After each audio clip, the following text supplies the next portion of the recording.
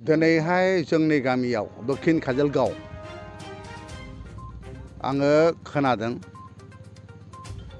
जे जोंहा गामि वाइसैनो जोंनि गामि बे गामिनि रायजो राजाफ्रा ज' जाजाय जानानै दिनैहाय जोंनि चन्दन ब्रह्म जाय बिटिसि सुक्तिनि अन्यतम सुक्तिकारि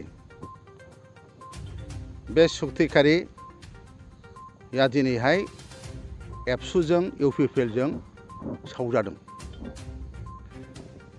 आंबो दिनैहाय बुंगोन बे सावनाया चन्दन ब्रह्मखौ सावनाया बेयो थिग जायाखै। एक दिनैहाय गामि वाइसैनो जोंना चन्दन ब्रह्म सारखौ सावनायनि थाखाय बेनि एगेन्स्टै जायफोर सावग्राफोर बे सावग्राफोरखौ दिनैहाय माने सावनाय जादों।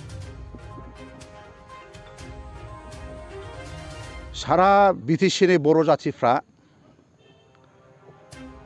बिटिसि सुक्तिनि गेजेरजों मोननाय जिखि गामि 3000 खासा 100टा गामि जाय गामिखौ बिटिसि सुक्तिनि गेजेरजों सिक्स सिडुलनि गेजेरजों मोननाय जादों आरो बे गामिफोरखौ बिटिआर सुक्तिनि गेजेरजों दानख'नो नागिरदों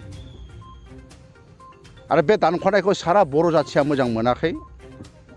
बेखायनो बिटिसि सुक्तिनि क'एग्जिस्टेन्ट गामि दानख'नाय बाउन्डारि माने एरिया खम खालामनाय बेफोरखौ लानानै जोंनि दैदेनगिरिफोर आरो जोंनि गामिनि दक्षिण काजलगावनि चन्दन ब्रह्मआ केस होदों। बेखौ खुनु दिन जोङो सहायनो हायाखै। हे गतिके रायजो राजाफ्रा दिनैहाय जोंनि गामिया जि मोनसे बे सावनायनि एगेन्स्टै जे मोनसे प्रतिबाद खालामदों बे प्रतिबाद खालामनायाव आंबो सापर्ट दङ, 100% सापर्ट दङ आरो जों दक्षिण काजलगावनि चन्दन साराबो दक्षिण काजलगावनि। हे गतिके जों बेखौ सैज' खालामनो हाया। मोनसे गिदिर खोथाया जाहैदों जोंनि एरियाया बांनांगौ, जोंनि गामिया बांनांगौसो। बिटिसि सुक्तिनि गेजेरजों जि मोनसे गामि मोनदों बे गामि दानख'नाया बहाय बे गामि दानख'नायखौ आंनिब्ला दुलाराय बर' फरायसा आफादाबो इउपिपिएलआबो जुदि बड'फानि नीतिखौ आदर्शखौ जुदि सानदोंब्ला थांदोंब्ला बे गामि दानख'नायखौ बिथांमोना सैज' खालामनो हानाय नङामोन आरो गामि दानख'नायखौ बिथांमोनहा बिरुद्धिसो खालामनांगौमोन, दिनै खालामाखै। खिन्थु दिनैहाय जोंनि चन्दन सारमोन माखासे दैदेनगिरिफ्रा बिनि बिरुद्धि खालामनानै गामि माने दिनैहाय केस होदों। क'एग्जिस्टेन्टनि थाखाय बियो मोजांसो जादों। बिटिसि सुक्तिनि सिगांबो बिएससिनि खनकेसर नार्जारिया बिटिसि सुक्तिनि एगेन्स्टै केस होदोंमोन खिन्थु बे केसाव जेनदों। खारन बिटिसिया जाहैदों कनस्टिटिउसनेल सांबिधानिक, बेखौ ओरैनो गोसो जाबानो सिफायनो हाया, बोफायनो हाया, दानख'नो हाया। दिनैहाय बिटिआर सुक्तिनि सागानगिरि होनो ना सुक्तिकारि होनो, एबसुआनो होन इउपिपिएलआनो होन, बिथांमोना मानो गिनांगौ दङ? जुदि बियो कनस्टिटिउसनेलब्ला, बियो सांबिधानिकब्ला दिनै बे केस होनायखौ मानो गिदों बिसोरो? मानो गिदों?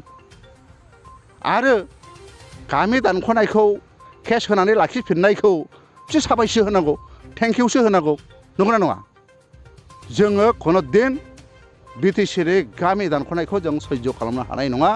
हे गतिके दिनैहाय जोंनि गामिया दक्षिण काजलगावआ रायजो राजायैनो जोङो चन्दन सारा जिहेतु जोंनि लिडार आरो बे हिसाबै गामिनि जोंनि सासे लिडारखौ बिदि सावनायखौ जों खुनु दिन सैज' खालामनो हायाखै, आंबो हायाखै।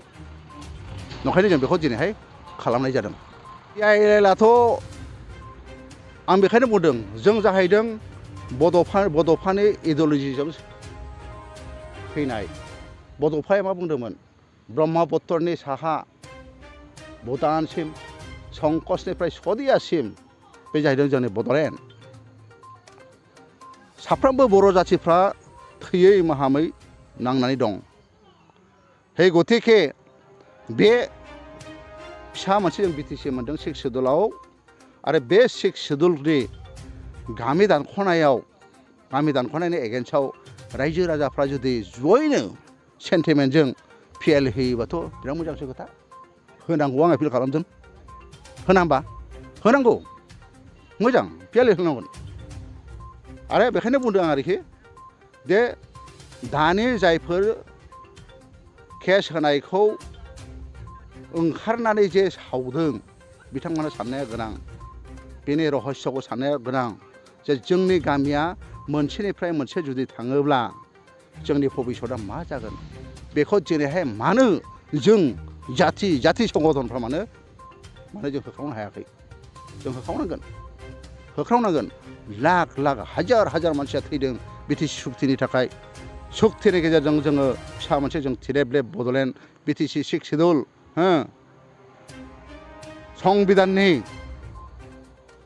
275 आर्टिकेल 6 सिडुल जों बेखौ मोननो हाबाय पावार अफ फांसन 6 सिडुलाव 246 आर्टिकेल 7 सिडुलनि जों क्षमताखौ जों मोननो हाबाय पावारखौ बे पावारनि गेजेरजों जोङो बिटिसिआव जायखि सरकार फैया जोङो बेखौ जोङो क्षमताफोरखौ जोङो मोजाङै सालायनो हायो जोंनि बिटिसि ओनसोलनि उन्नतिखौ जों खालामनो हायो दिनैहाय बिटिसि 6 सिडुलनि संबिधाननि माखासे बुस्थुफोरखौ बिथांमोनहा बुजियाखै आरो बुजिनाय प्रयोजन आरो स्टाडि खालामनाया खुब इम्परटेन्ट